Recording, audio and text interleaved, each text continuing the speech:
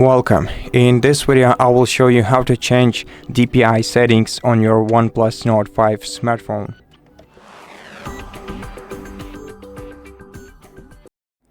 To do this, open Settings, then go to Display and Brightness section, then scroll down to Font and Display Size settings. Now in font, you'll be able to resize your font from small to large, which one looks better for you. You can also select a different font or go for more fonts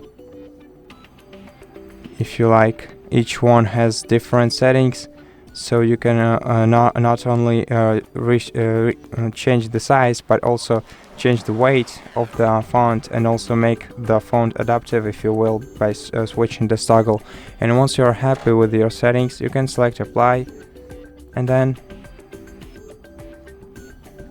in the display size you'll be able to pick between large, standard and mid and small display sizes, and just select the one that you like the most, and it will apply to the phone.